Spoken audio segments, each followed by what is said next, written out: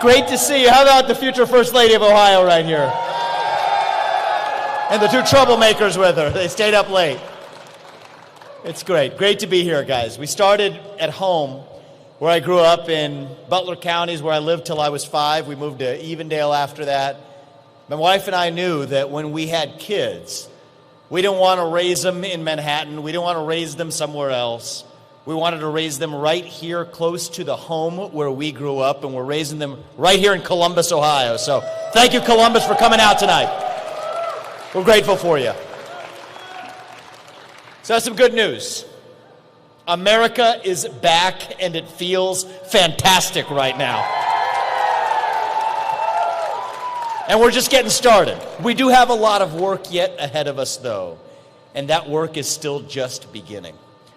Over the last 4 years, we went through a national identity crisis in this country.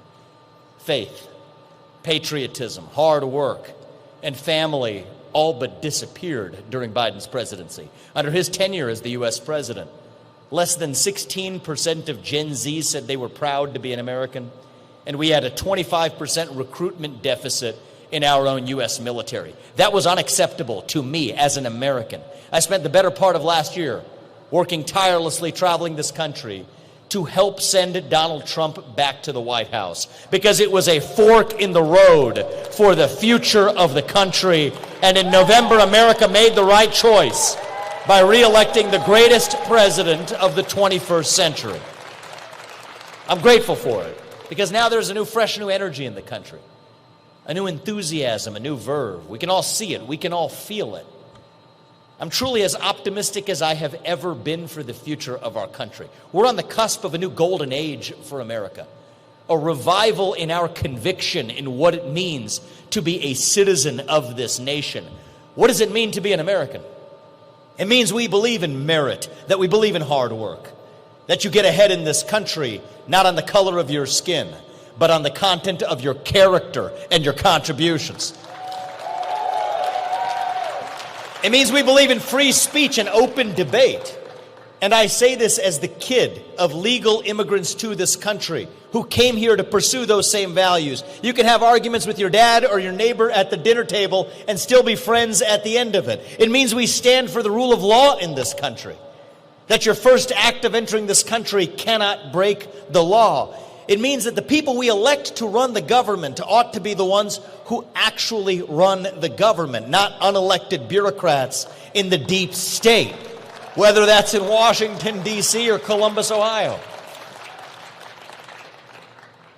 It means that we as Americans are courageous, that we are brave, and that when called upon, even heroic, to serve our country in our hour of need. Those are the American ideals. That is the American spirit that won us the American Revolution, and that is the American spirit that Donald Trump is reviving as our 47th president.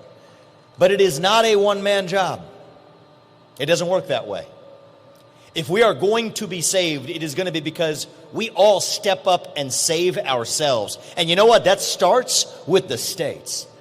If President Trump succeeds, as I expect in the next 2 years, that means a wide range of federal programs, from education to health care, are going to be kicked back to the states and to the people where they belong. That is what true federalism is all about. Donald Trump is reviving our conviction in America, but we need a leader back home, right here in Ohio, who revives our conviction in our home state. That is why today I am honored to announce my candidacy to serve as the next governor of a great state known at the heart of the greatest country known to mankind, the state where I was born and raised, the state where Apurva and I are raising our 2 sons today, a state whose best days are still yet ahead of us. I am honored tonight to announce my candidacy to be the next governor of our great state of Ohio.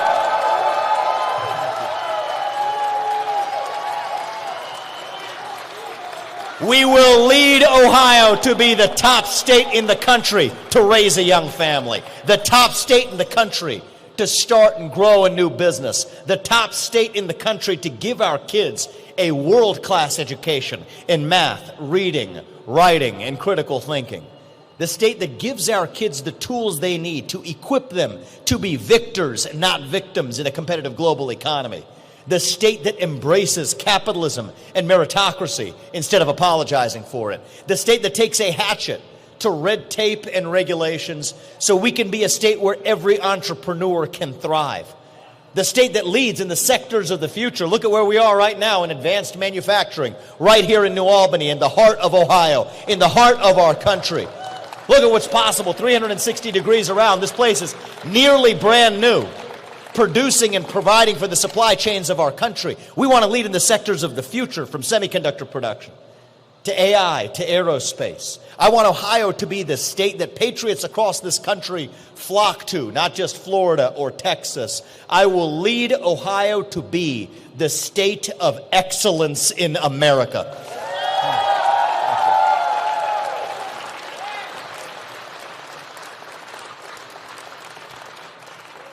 There are some who think that's unrealistic. Not quite. In fact, it wasn't long ago that Ohio was actually that state. Today, young people on the internet make fun of Ohio. It irritates me. If something is a little bit old or outdated or out of touch, they would say, only in Ohio. Well, you know what? At the turn of the last century, people weren't laughing at Ohio. They were aspiring to be Ohio.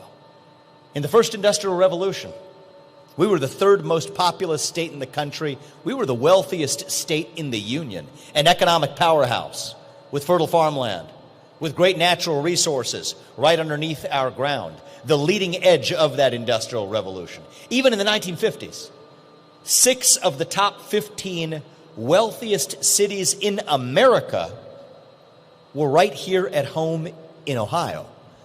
Toledo was the glass capital of the world. Akron was the rubber capital. Youngstown and Cleveland were jointly the steel capitals of the world. Dayton provided the computing power to power the entire industrial revolution. My hometown of Cincinnati was known around the world as the Queen City, the consumer products capital of the world. Porkopolis providing the food supply chain for the rest of the country. We were the pioneers, the explorers, the unafraid. The people who no bureaucracy or government would dare stand in the way of. The state where the Wright brothers grew up before they took flight. The state where Neil Armstrong and John Glenn gained the self-confidence as kids to eventually go on to reach the outer frontiers of outer space. We were the pioneers. That's who we were. We were the state of excellence. And we can be the state of excellence again because we have all of the advantages we did back then. The same Erie Canal to New York City, the same Mississippi River to the Ohio River, the same fertile farmland, the same great hard workers that represent the best of our country located at the heart of the greatest nation known to mankind, with 60% of North America's population. Think about that, within a single day's driving distance of where we are right now. God has blessed our state with all the gifts we could possibly want to lead the United States of America to our revival. All we need to do here in Ohio is start believing in ourselves, again, in our ability to do it. We're in a second industrial revolution right now in America. And I believe deep in my bones that Ohio can lead the way again. If Silicon Valley led the American economy for the last 10 years, I want it to be the Ohio River Valley for the next 10 years. And we're going to make it so.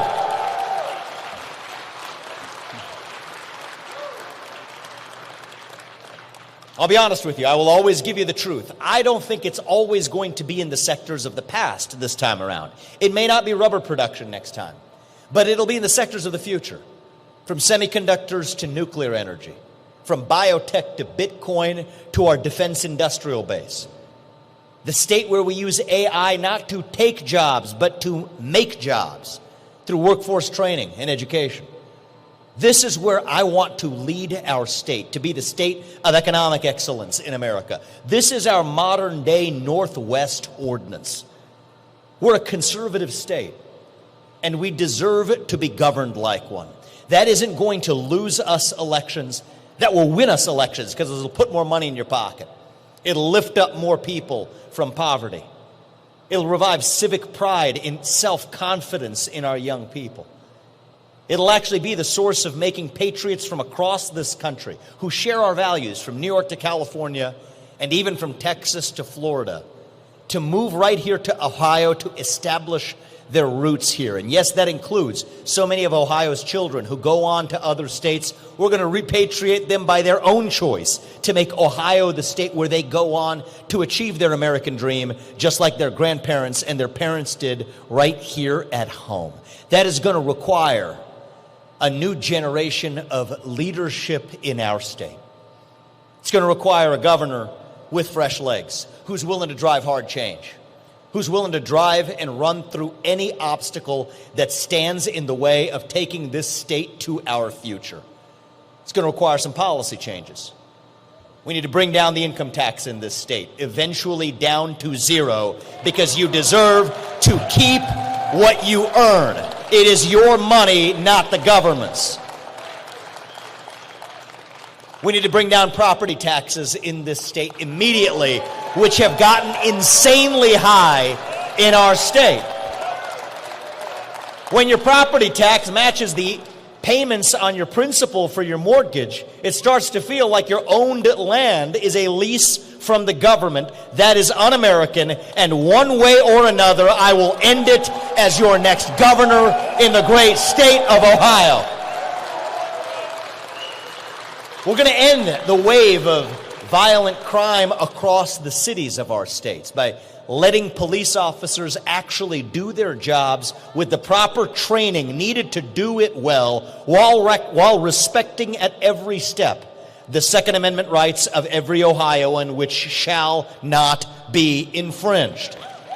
And part of the way we're going to do that is by bringing back, this is a touchy subject, but I'm going to go there. It's going to be by bringing back the psychiatric hospitals that over so many decades were shut down, because our jails should not be the main form of psychiatric health care in this state. That is not compassion. That is cruelty to everyone involved, and we have to have the courage to stand for truth. We're going to end the war on work, and yes, that means reattaching work requirements to Medicaid and welfare in this state. We have a worker shortage, and we're not going to pay more people to stay at home than to go to work. That is not compassion, that is cruelty, and it will end as your next governor of this state takes office. We're going to be the state that takes the hatchet to red tape and regulations, to the bureaucracy, to government overreach. We're going to make sure every expenditure in this state of your taxpayer money, from the state level to the local level, to the county level, to the municipality, is going to be publicly transparent on the blockchain, so you're able to see how your money is actually spent, to allow sunlight to be the disinfectant of waste, fraud, abuse, and government overreach in our state. We're going to slash and burn every unnecessary regulation under my administration as your next governor.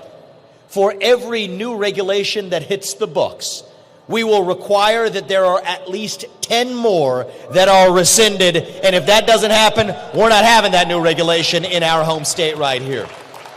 We need to take the permitting timelines down, 18 to 36 months to permit a new natural gas pipeline. That should be 6 months or less for our state to be competitive. And on my watch as your next governor, it will be, so that I can lead Ohio. We can lead Ohio to energy dominance, manufacturing dominance, AI dominance, without apologizing for excellence, because that is who we are. The top state in the country to become an entrepreneur and grow that new business. These aren't just academic solutions to enhance our GDP.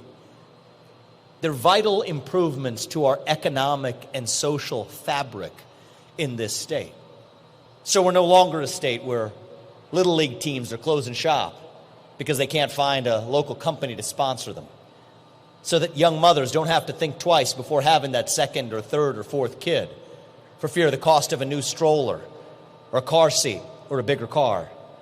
so that every parent has that bone-deep conviction that their kids will go on to live an even better life than they did, not by leaving this state, but by staying in this state to pursue their American dream.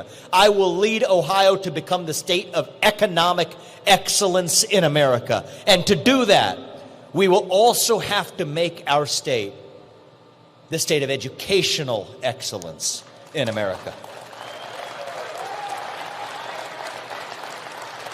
The truth of the matter is, there's a crisis in America that frankly both political parties aren't talking enough about.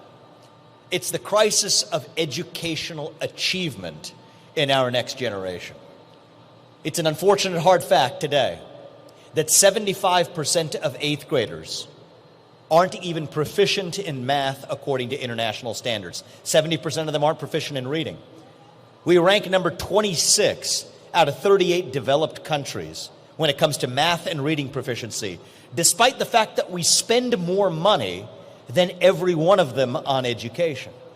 There are kids in other countries where English isn't even their first language, performing better on English proficiency than our own kids right here at home. That is unacceptable to me.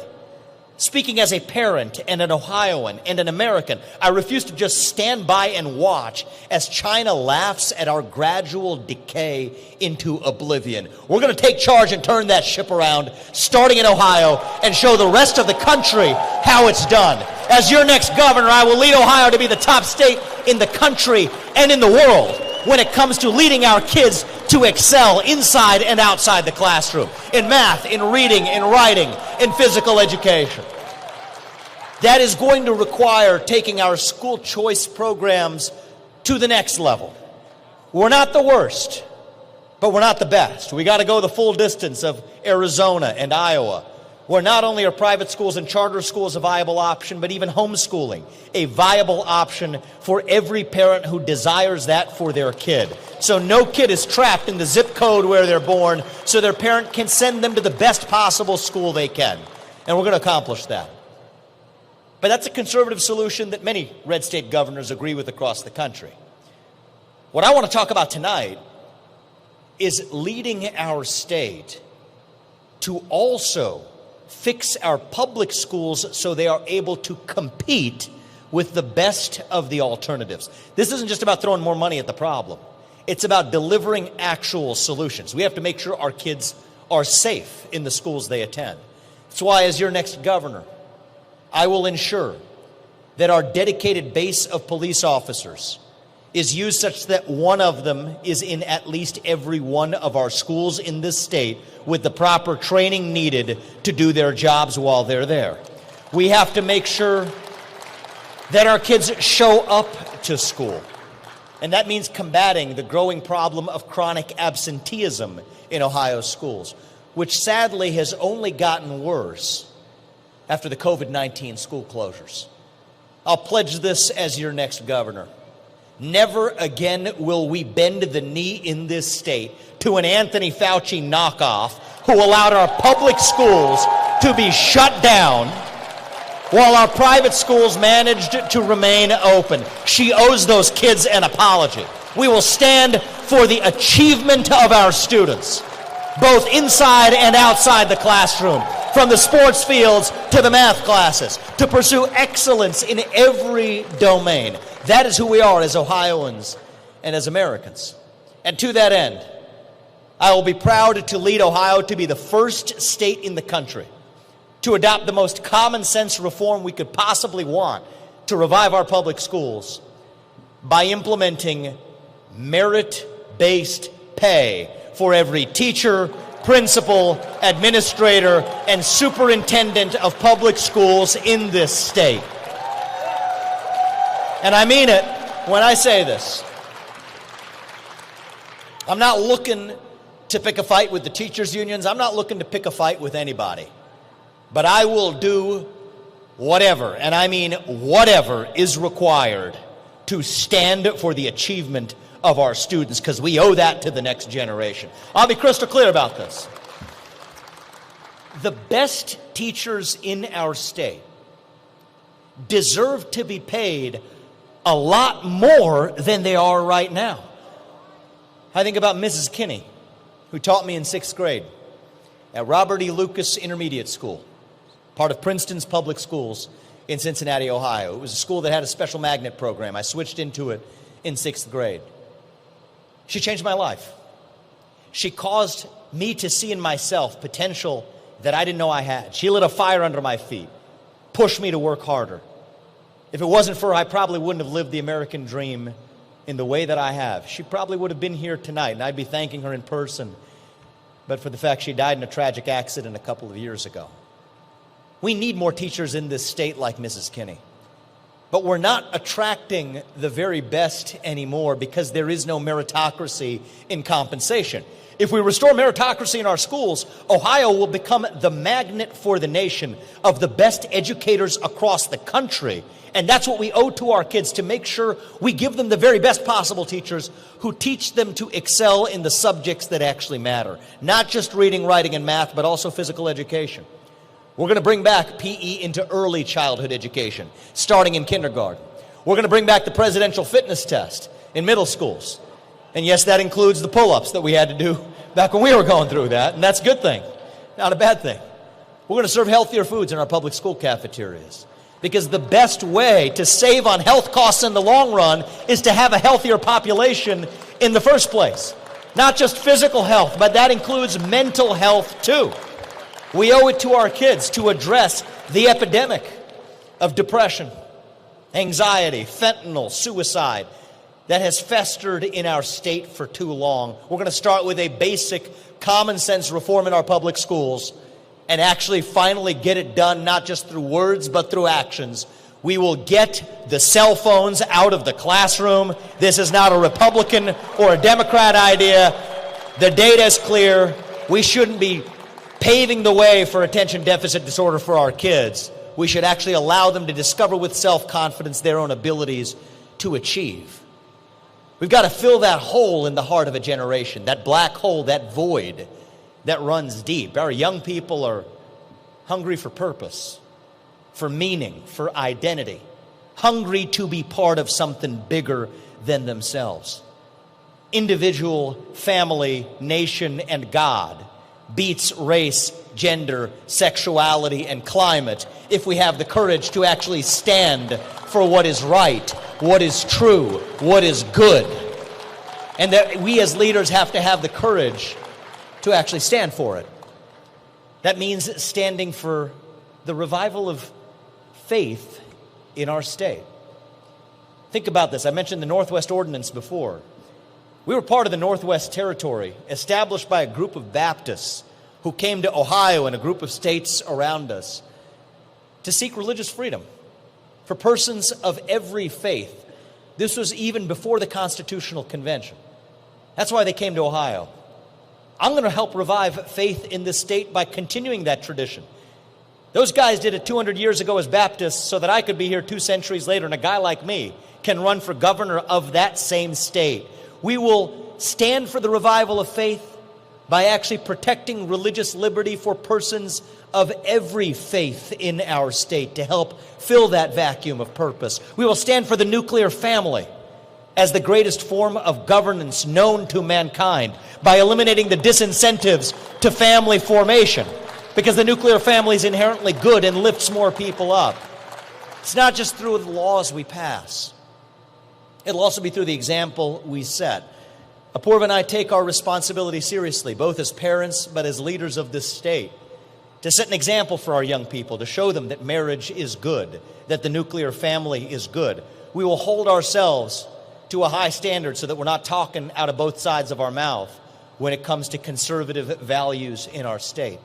We're going to revive civic education that teaches our kids to be proud of our country and of our state rather than to be ashamed of it.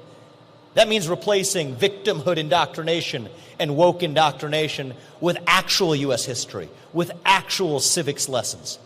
It means saying the Pledge of Allegiance every morning in every one of our public schools with a moment of silence every morning so kids can remember and reflect on who they actually are. Every high school senior in this state will, on my watch, have to pass the same civics test that every legal immigrant has to pass in order to become a full citizen of this country. Because you cannot love a country unless you know about that country. And it's our responsibility to pass that knowledge on to our kids and their generation. After we light that fire under the feet of our K through 12 primary education system, we'll then be able to take our post-secondary education to the next level. I want Ohio to have the leading universities in the country. I went to Princeton public schools through 8th grade. I went to St. X in Cincinnati for high school. I went to Harvard for college. I went to Yale for law school. My parents came to this country 45 years ago with no money. I've gone on to found multiple successful companies. Apurva's parents came to this country with nothing. She's gone on to live her version of the American dream as a successful throat surgeon at the James right here in Columbus, Ohio, where she is serving and helping cancer survivors every day through her work. She was the true first public servant in our family, and I'm proud of her. And we're both proud of our path to the American dream.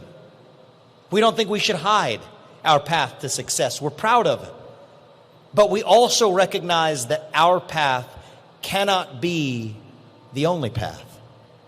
As your next governor, I will make it easier for graduates to also pursue a 2-year vocational program in being an electrician or a welder or a mechanic or a builder, so they too have a dignified path to the full American dream that we have lived in our own lives.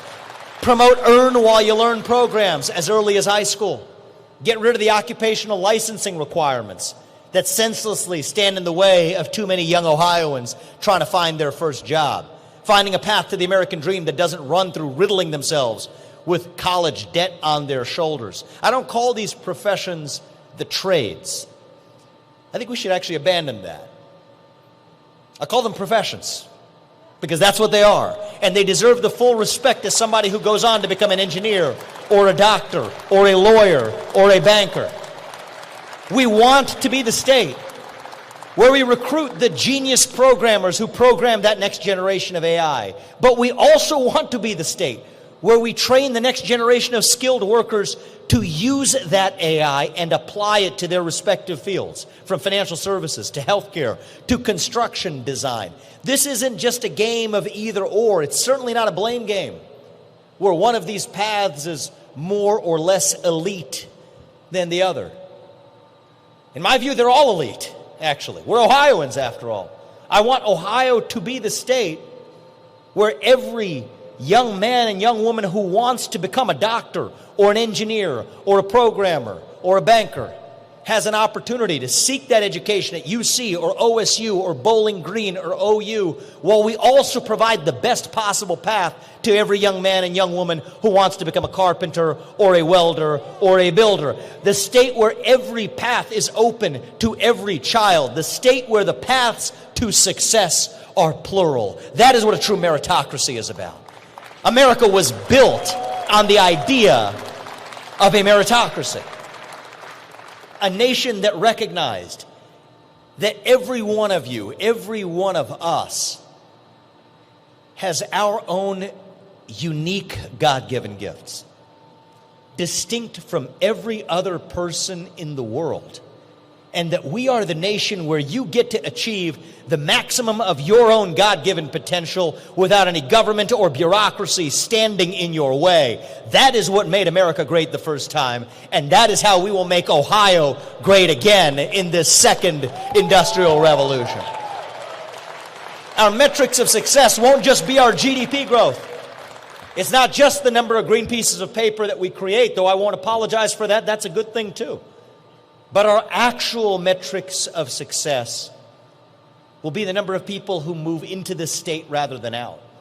The number of children who are born into families in this state. The number of those children who choose to remain in this state to pursue their American dream right here in Ohio. And as your next governor, I am committed to leading our state to be the top in the country on every one of those metrics. The state where the American dream isn't just about a flowery language, but is about the reality of action. The state where we raise a generation not to be hostile to capitalism or success or to those who succeed through capitalism.